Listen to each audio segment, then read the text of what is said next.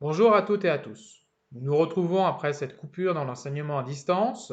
Nous allons poursuivre le programme d'histoire et aborder les points qui vous seront nécessaires pour réussir votre année de première, aussi bien première générale que première technologique. Alors cette semaine, nous allons traiter dans cette cinquième séquence du modèle britannique et de son influence au XVIIe et XVIIIe siècle. Nous allons parler essentiellement de la monarchie anglaise à cette époque-là et de ses évolutions, mais on va aussi parler de la naissance des États-Unis modernes. Nous passons tout de suite à l'introduction. Vous n'aurez pas pour cette séquence exceptionnellement de fiches de tableau de début de séquence comme c'est le cas d'habitude. Donc en guise d'introduction, vous pouvez noter qu'au XVIIe siècle, l'Angleterre connaît des changements majeurs, des changements importants. D'abord dans le domaine politique, avec la mise en place de ce qu'on appelle une monarchie limitée. J'y reviendrai un peu plus loin. Il y a également des changements culturels, intellectuels, avec de nouvelles idées qui circulent, de nouveaux savoirs, surtout des savoirs scientifiques. Et ces nouvelles idées et nouveaux savoirs influencent le mouvement qui est en train de naître à ce moment-là, que est le mouvement des Lumières, et les philosophes qui alimentent ce mouvement des Lumières, notamment les philosophes français. Avant de passer à la problématique, un point sur ce que l'on entend par le royaume d'Angleterre à l'époque. Vous avez ici la carte de la Grande-Bretagne et de l'Irlande. Le royaume d'Angleterre au XVIIe siècle ne correspond pas au Royaume-Uni d'aujourd'hui. Le royaume d'Angleterre du XVIIe siècle, c'est tout d'abord l'Angleterre, donc cette grande partie de l'île, la partie sud de l'île, mais c'est également le Pays de Galles qui a été raccroché en 1536. Le roi d'Angleterre a aussi le titre de roi d'Écosse. Toutefois, l'Écosse ne sera intégrée pleinement à la monarchie anglaise qu'en 1707.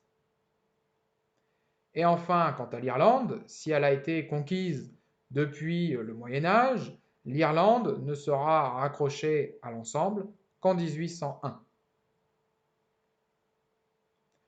Donc, durant cette séquence, nous parlerons essentiellement de la partie sud de l'île de la Grande-Bretagne. La problématique de cette séquence, la question à laquelle on va répondre, est la suivante. En quoi la monarchie anglaise devient-elle un modèle au XVIIe et XVIIIe siècle?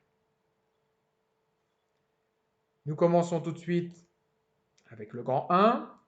Vous notez le titre, l'affirmation d'une monarchie limitée en Angleterre au XVIIe siècle. Petit a, le Parlement face au souverain. Ce qu'il faut savoir, c'est que à cette époque-là, l'Europe est divisée en une multitude de pays, et la plupart d'ailleurs de ces pays sont des royaumes dans lesquels on a souvent un souverain puissant qui concentre à lui tout seul tous les pouvoirs, notamment les trois grands pouvoirs qui sont les pouvoirs exécutifs, c'est-à-dire celui d'exécuter les lois, le pouvoir législatif, c'est-à-dire d'adopter, de faire voter les lois, le pouvoir judiciaire, donc celui de faire appliquer la justice, de rendre la justice, et le pouvoir militaire, celui de pouvoir lever une armée, de déclarer la guerre ou bien encore de faire la paix. Les souverains de l'Europe à cette époque-là sont souvent des souverains qui concentrent ces pouvoirs et qui ont tendance à devenir des rois absolus et qui mettent en place des monarchies absolues. Vous pouvez donc noter qu'au XVIe siècle, l'Europe est dominée par un modèle politique autour d'un souverain puissant qui concentre les pouvoirs, donc exécutif, législatif, judiciaire et militaire. Il légitime, c'est-à-dire qu'il justifie son pouvoir par la volonté de Dieu. Nous le verrons plus tard pour la monarchie française, mais tous les souverains de l'époque se disent roi ou reine par la volonté de Dieu. Ils se considèrent comme étant son représentant sur terre. Ils légitiment leur pouvoir également par le droit héréditaire. Alors le droit héréditaire, c'est le fait de transmettre le pouvoir de père en fils ou de père en fille aussi parfois. Donc ça, c'est un point très général sur l'Europe à l'époque. L'Angleterre dans tout ça. L'Angleterre dans tout ça, c'est une exception qui confirme la règle. Vous avez ici un schéma qui représente le système politique anglais au XVIIe siècle. Vous voyez qu'il est surmonté par le roi, qui peut d'ailleurs être une reine dans le cas de l'Angleterre. Ce même roi a le pouvoir exécutif, donc de faire appliquer les lois.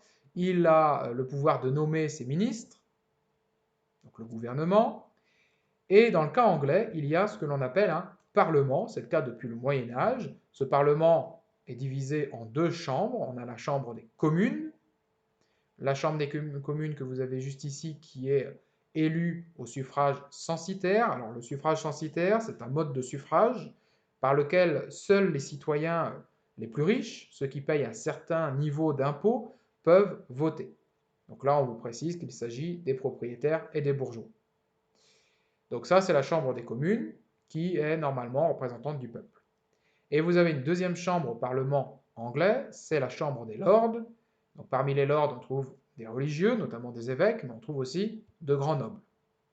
Ces lords, ils sont choisis, ils sont nommés par le roi directement, et c'est une charge qui est héréditaire. C'est-à-dire que si votre père était lord à la chambre des lords avant vous, à sa mort, vous devenez à votre tour représentant à la chambre des lords. Ce Parlement, il possède ce que l'on appelle le pouvoir législatif, c'est-à-dire le fait de pouvoir voter les lois. Donc voilà la particularité de l'Angleterre. Vous pouvez donc noter en guise de trace écrite que l'Angleterre fait figure d'exception. Depuis ce que l'on appelle la Grande Charte, ou que l'on appelle aussi la Magna Carta, de 1215, donc on est au Moyen Âge, les souverains anglais gouvernent sous le contrôle d'un Parlement. Il y a donc deux pouvoirs. Parlement composé de deux chambres, deux points. Premier tiret, la chambre des communes, élue au suffrage censitaire, donc chambre qui est élue par les nobles et par les bourgeois, donc les plus riches. Et deuxième chambre, deuxième tiret, la chambre des lords, nommée par le souverain. Alors quand on vous dit contrôle du Parlement sur le roi ou la reine, je vous mets un exemple ici, le roi par exemple ne peut pas lever un impôt sans l'accord du Parlement. Or, bien évidemment, la couronne anglaise, le souverain anglais ne peut pas vivre, l'État anglais ne peut pas vivre sans impôt. Donc il est forcément obligé de faire appel au Parlement pour obtenir la levée d'un impôt. Le Parlement, vous le notez, est chargé de voter les lois, c'est ce qu'en anglais on appelle les bills, mais le roi peut s'y opposer en utilisant ce qu'on appelle un droit de veto. C'est-à-dire que si le roi considère qu'une loi votée par le Parlement ne répond pas à ses objectifs, il peut s'y opposer en invoquant son droit de veto.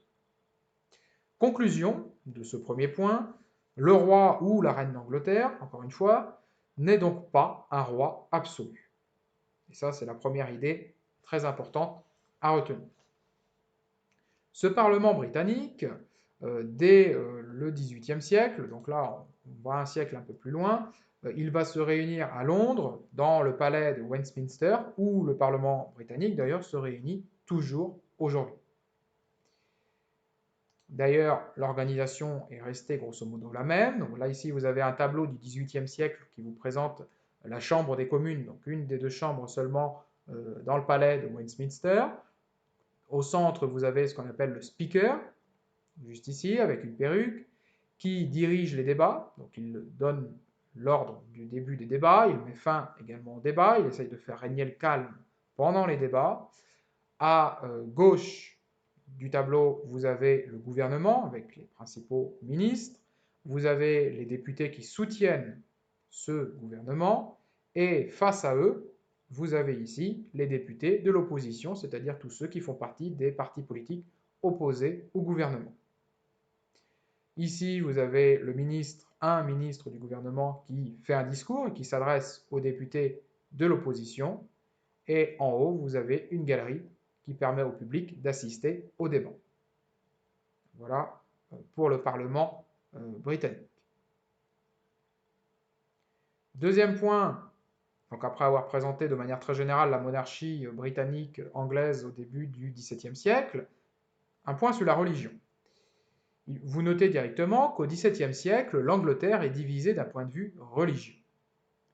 Si la religion d'État, c'est-à-dire la religion reconnue par l'État, est l'anglicisme, pour rappel, l'anglicisme s'est apparu peu après le protestantisme de Luther, Henri VIII a voulu couper les ponts avec le pape à Rome et a donc créé une autre religion dont le roi d'Angleterre ou la reine d'Angleterre est la chef ou le chef.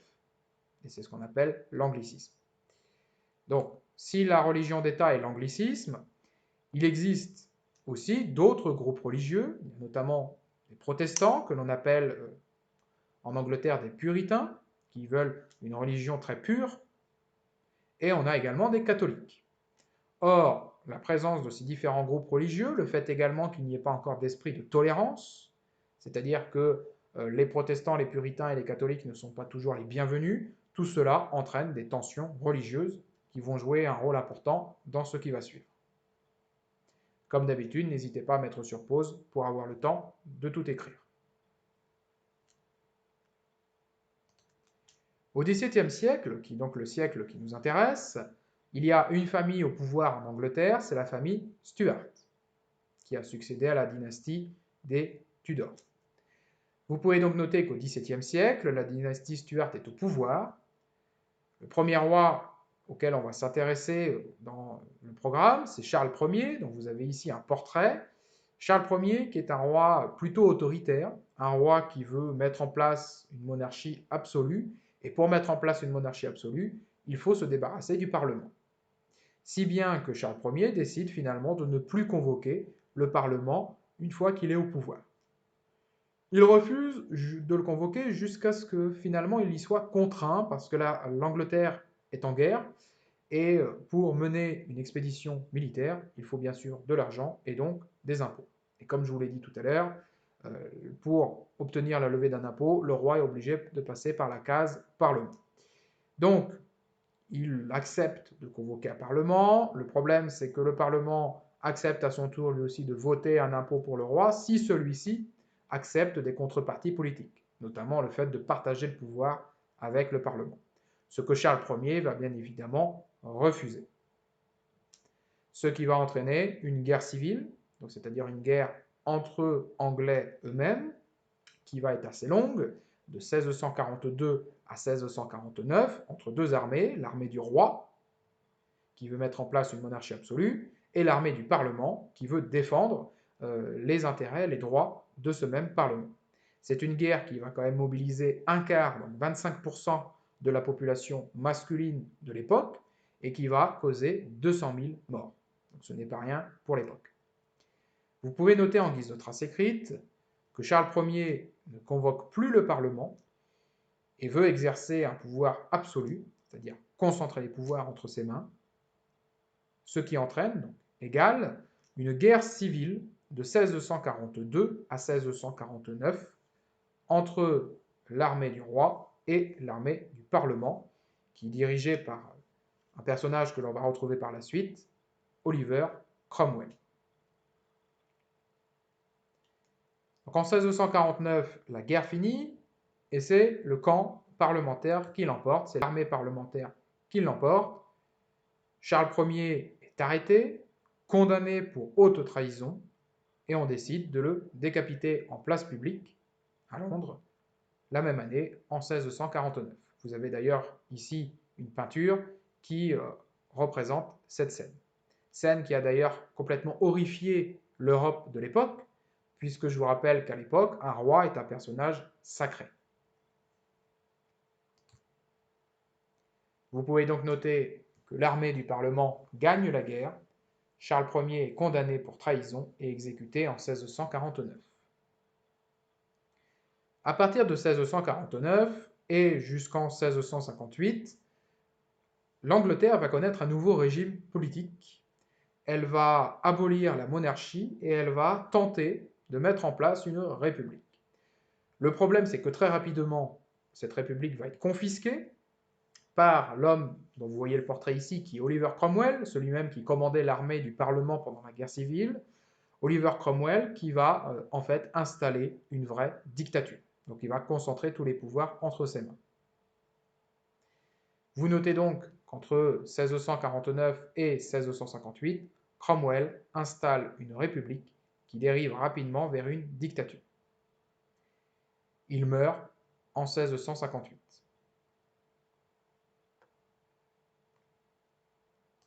Alors, tirant les leçons de cette république qui a dérivé vers une dictature, le Parlement en 1660 décide finalement de rétablir le régime monarchique, de rétablir une monarchie en faisant appel au fils de Charles Ier, qui est Charles II, donc vous voyez le portrait ici, Charles de Stuart, qui devient donc roi d'Angleterre.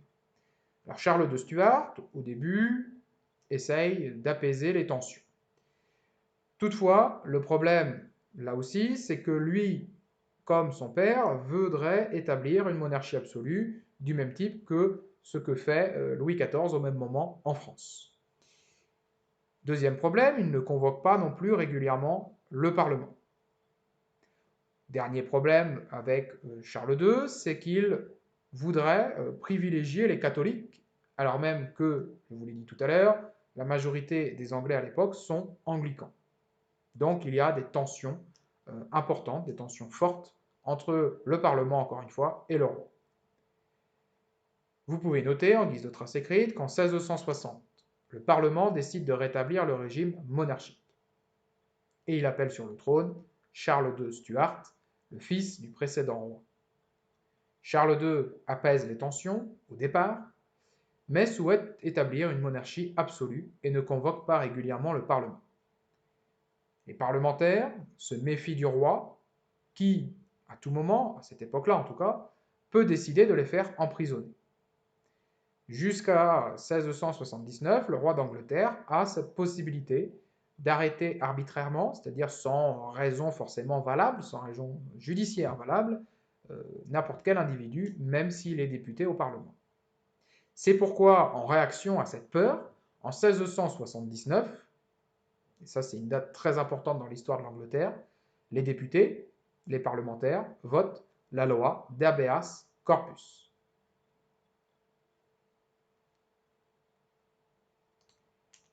Et cet habeas corpus fait l'objet d'un point de passage et d'ouverture que nous allons étudier à présent. Je vous envoie dans le même mail une fiche d'activité avec les consignes et le document que vous avez ici, donc je vous invite à la télécharger et à l'imprimer pour pouvoir faire l'activité. Donc deux questions très simples auxquelles vous répondez après avoir lu le document. Première question, quel droit est accordé à toute personne d'après cette loi? Donc droit au singulier, donc il n'y en a qu'un seul à chercher. Et question 2, en quoi cette loi limite-t-elle le pouvoir royal? Donc là, n'hésitez pas à mettre sur pause la capsule vidéo, à faire l'activité et à revenir à la capsule vidéo une fois seulement que vous aurez répondu aux questions afin de voir la correction.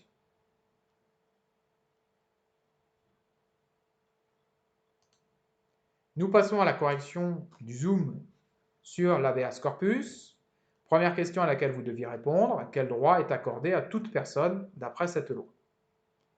Vous avez dû noter que lorsqu'une personne est arrêtée, elle doit bénéficier rapidement d'un procès face à un juge pour être jugée et condamnée, ou acquittée s'il n'y a bien sûr pas de preuves pour inculper une personne. L'idée, c'est d'empêcher les arrestations abusives, en quelque sorte, et de ne juger que sur des faits. J'en arrive donc à la deuxième question à laquelle vous deviez répondre. En quoi cette loi limite-t-elle le pouvoir royal? Vous avez dû noter que cette loi limite le pouvoir royal car c'est la fin des emprisonnements arbitraires, c'est-à-dire sans raison juridique. En votant cette loi, le Parlement veut éviter en fait une dérive vers une monarchie absolue et assurer une vraie justice impartiale. D'accord? Donc, même si dans le texte on n'en parle pas toujours directement, le but c'est quand même bien d'empêcher le roi d'arrêter qui il souhaite. On voit bien là que le Parlement s'oppose, en votant une loi, s'oppose au roi, s'oppose au souverain. Donc n'hésitez pas à bien prendre en note cette correction.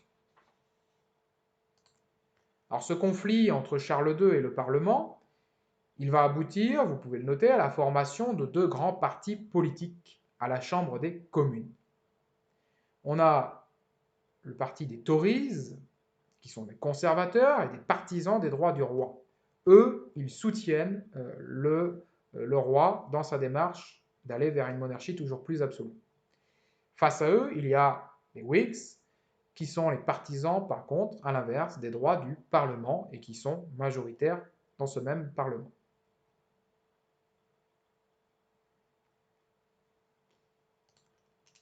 En 1685, Charles II meurt et dans l'ordre de succession, c'est son frère qui lui succède, qui est Jacques II, dont vous voyez un portrait ici. Le grand problème avec Jacques II, c'est que c'est un catholique converti. Donc vous pouvez noter 1685, Jacques II, catholique converti, succède à son frère.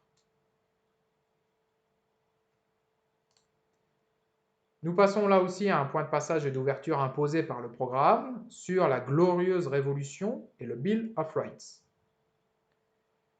Là, je vous invite de nouveau à vous tourner vers la feuille d'activité que je vous ai envoyée par mail. Vous faites la deuxième activité, donc là, 2 questions également, sur des documents qui sont présents dans le manuel, le document 3, page 198, et le document 6, page 199. Si vous n'avez pas le manuel à disposition, sur la fiche d'activité, vous trouverez également le lien vers le manuel numérique. Donc, première question, pourquoi les députés protestants du Parlement font-ils appel à Guillaume d'Orange? Que font Guillaume d'Orange et Jacques II? Question 2. Quels sont les pouvoirs du Parlement affirmés dans le Bill of Rights? De quelles libertés et protections, au pluriel, disposent les sujets du roi? Comme précédemment, vous mettez sur pause la capsule vidéo, vous faites l'activité sérieusement, et une fois qu'elle est faite, vous revenez à la capsule vidéo pour voir la correction.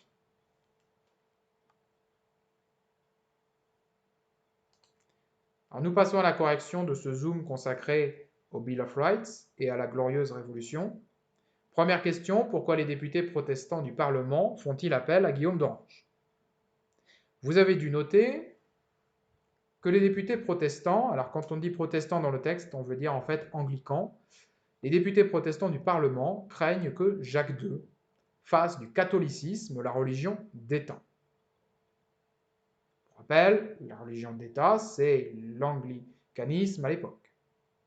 La peur également qu'ont les députés du Parlement, c'est que l'Angleterre, du coup, passe sous le contrôle du pape qui dirige la religion catholique. Or, s'il y a bien une peur qu'ont les Anglais à l'époque, c'est de perdre leur autonomie en quelque sorte. Donc ça, c'est la première crainte qu'ont les députés protestants. Ils craignent aussi qu'il installe, donc deuxième partie de la réponse, qu'il installe une monarchie absolue sur le modèle français. Ça, ce n'était pas présent dans le texte, mais il faut l'ajouter à ce moment-là. Deuxième partie de la question 1, que font Guillaume d'Orange et Jacques II? Donc, les députés du Parlement font appel au gendre du roi, Guillaume d'Orange, qui est en fait un prince protestant des Pays-Bas, pour le remplacer.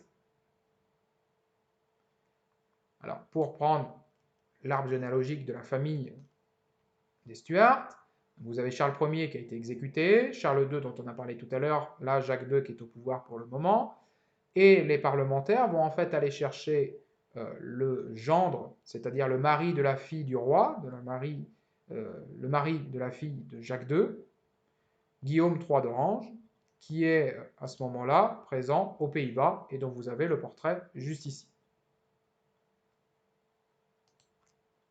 Donc ils font appel à lui, et en 1688, Guillaume, en anglais on l'appelle William, débarque en Angleterre avec une armée, Jacques II s'enfuit en France, et c'est ça que l'on appelle la Glorieuse Révolution.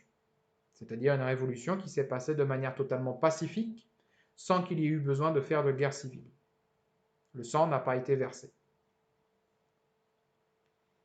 Guillaume d'Orange devient à ce moment-là Guillaume III et doit accepter le Bill of Rights, qui est la traduction en français, c'est la Déclaration des droits, qui lui est imposée par le Parlement pour devenir roi.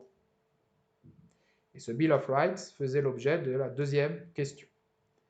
Alors, le document d'origine, vous en avez ici une photo. La question à laquelle vous deviez répondre était quels sont les pouvoirs du Parlement affirmés dans le Bill of Rights. On s'arrête d'abord sur cette première partie de question.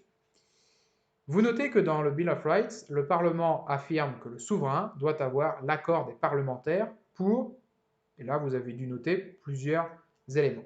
D'abord, pour suspendre ou exécuter une loi, c'est l'article 1. Le roi ou la reine doit également demander l'avis du Parlement pour mettre en place un impôt. Ce n'est pas nouveau, mais il le rappelle encore une fois. Le roi doit également demander au Parlement l'autorisation de lever une armée en temps de paix. Et dernière obligation qui apparaît dans le Bill of Rights, c'est le fait que le roi doit aussi réunir fréquemment, même si on ne précise pas à quelle fréquence, mais fréquemment, le Parlement. Ce qui n'était pas le cas jusqu'à présent. Nous l'avons vu tout à l'heure avec Charles II qui ne convoquait pas toujours régulièrement ce même Parlement. Ce qui est intéressant avec l'Angleterre, c'est que il n'y avait jusque-là pas de constitution, il n'y en a d'ailleurs toujours pas. Ce qui faisait loi, c'était la coutume, les habitudes. Là, chaque souverain, lorsqu'il prend le pouvoir, doit, pour devenir roi ou reine, accepter le Bill of Rights du Parlement. C'est une sorte de garantie pour le Parlement que ses droits soient protégés, soient respectés.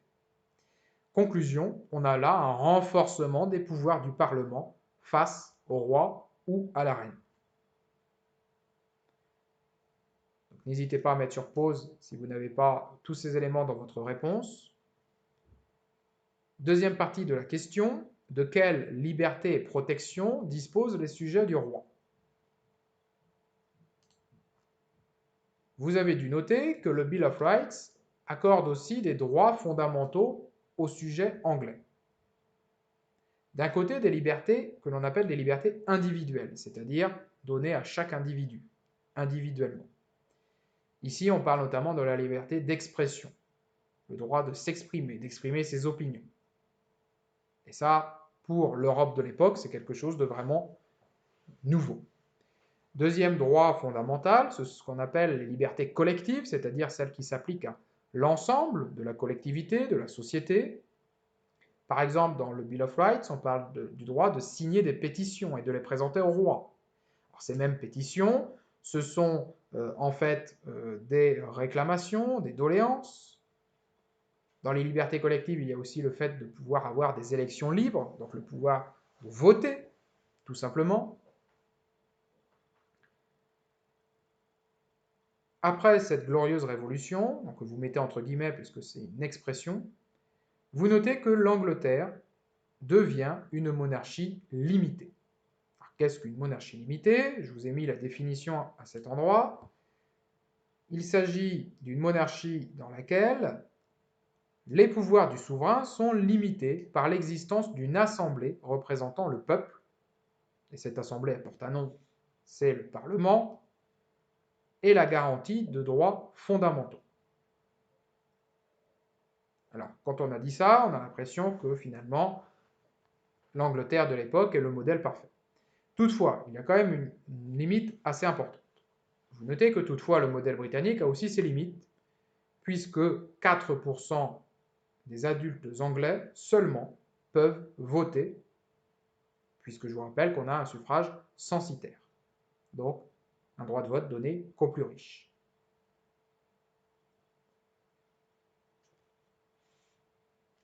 Mais ce qu'il faut bien comprendre à partir de ce moment-là, c'est que le Parlement prend un pouvoir important en Angleterre. Le Parlement contrôle notamment le choix du futur souverain. On l'a vu avec Guillaume d'Orange. C'est le Parlement qui a choisi le roi d'Angleterre. Et ce n'est pas le lien du sang qui est passé en premier. Par exemple, le Parlement, dans les générations qui vont suivre, va refuser de donner la couronne à un roi catholique. Le Parlement va imposer que la couronne ne soit donnée que à des rois anglicans. Le Parlement va aussi contrôler les finances du roi, c'est-à-dire que le roi, la monarchie, doit donner un bilan de ses finances tous les ans, qui fait l'objet d'un contrôle par le Parlement. Ça passe aussi par le fait que le souverain, roi ou reine, choisit de plus en plus souvent les ministres dans le parti majoritaire à la Chambre des communes. C'est encore le cas d'ailleurs aujourd'hui. La reine d'Angleterre, c'est elle qui choisit le Premier ministre, mais elle ne le choisit pas par hasard. Elle choisit le chef du parti politique qui est majoritaire au Parlement. Les souverains vont aussi abandonner l'habitude d'utiliser le droit de veto, c'est-à-dire le droit de s'opposer à des lois votées par le Parlement. Donc on voit bien là qu'on a un vrai partage des pouvoirs en Angleterre à la fin du XVIIe siècle, entre d'un côté le roi et de l'autre le Parlement. Nous passons à présent au grand B, l'influence de l'Angleterre au XVIIe et XVIIIe siècle. Alors, au XVIIe siècle, l'Angleterre connaît un très important essor culturel, un grand développement culturel, avec le développement de lieux de sociabilité, c'est-à-dire des lieux où on se rencontre. C'est notamment le cas de ce que vous voyez ici, les coffee houses, c'est-à-dire des cafés, tout simplement. Alors, café, pas au sens populaire d'aujourd'hui. Les cafés de l'époque sont réservés quand même à une population qui est assez aisée, plutôt bourgeoise, des nobles également, où l'on consomme, comme le nom l'indique, le café, qui est à l'époque une boisson assez nouvelle et très à la mode. Ces cafés, ces lieux de sociabilité, sont des lieux où se diffusent beaucoup d'idées nouvelles au XVIIe siècle. L'idée que le Parlement doit partager le pouvoir avec le roi, par exemple, ce sont des idées qui se sont diffusées à travers ces coffee houses. C'est les lieux aussi où on a une diffusion des savoirs scientifiques, les nouveaux savoirs scientifiques de l'époque, qui sont basés sur l'expérimentation, c'est-à-dire le fait de faire une expérience scientifique pour valider, pour vérifier une loi théorique, comme d'ailleurs vous le faites encore aujourd'hui lorsque vous êtes en cours de physique-chimie. Vous pouvez donc noter que l'Angleterre connaît un essor culturel important au XVIIe siècle, avec le développement de lieux de sociabilité. Donc ici, un exemple avec les coffee houses, où se diffusent des idées nouvelles et des savoirs scientifiques nouveaux basés sur l'expérimentation.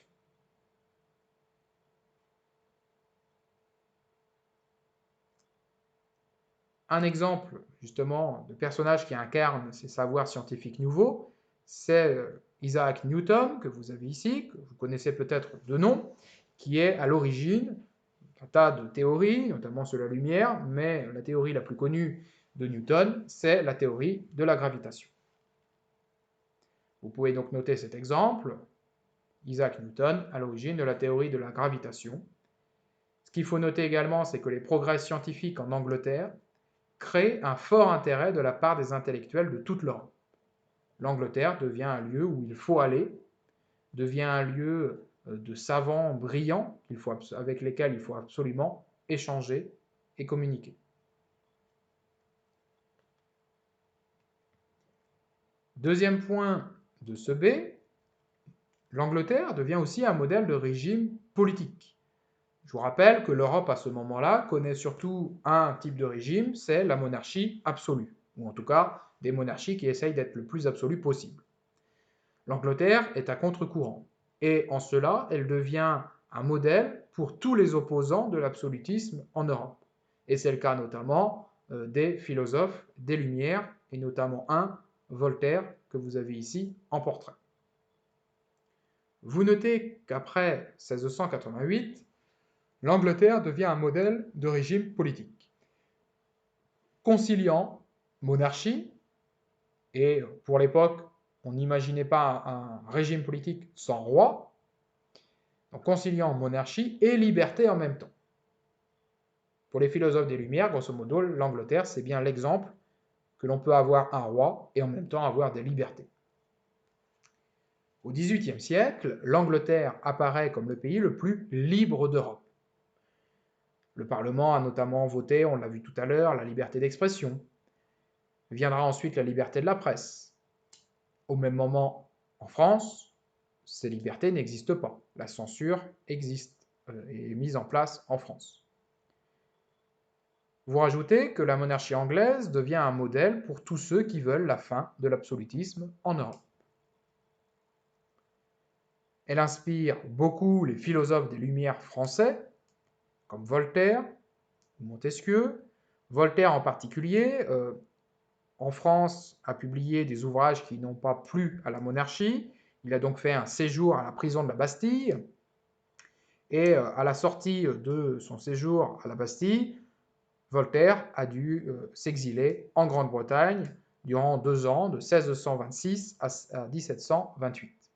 Pendant cet exil, il a vécu dans le modèle anglais, il a connu la monarchie anglaise, et il en a tiré une œuvre qui s'appelle Les Lettres anglaises, d'abord parue en anglais, puis en français, et dans ces lettres, il fait en fait l'éloge de la monarchie britannique. Il vend tous les mérites de la monarchie britannique. Et en fait, indirectement, il faut lire que, à travers cet éloge, il critique la monarchie française absolue.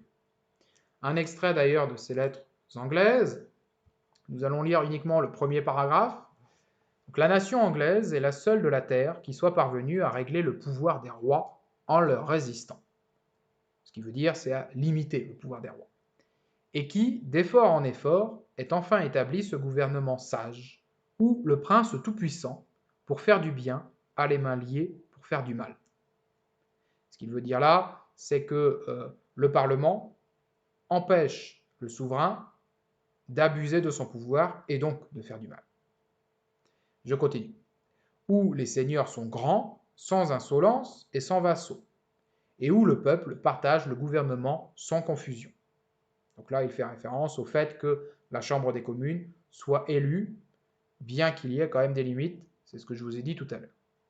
La Chambre des lords et celle des communes sont les arbitres de la nation, c'est-à-dire qu'ils sont un contre-pouvoir face au roi, qui ne gouverne pas seul. Le roi est le surarbitre. Je reviens à la trace écrite. Cette fois-ci, vous notez le dernier paragraphe. Donc elle, quand je dis elle, c'est l'Angleterre, inspire beaucoup les philosophes des Lumières français comme Voltaire dans ses lettres anglaises, donc 1734. En faisant l'éloge de la monarchie britannique, Voltaire critique indirectement la monarchie absolue française.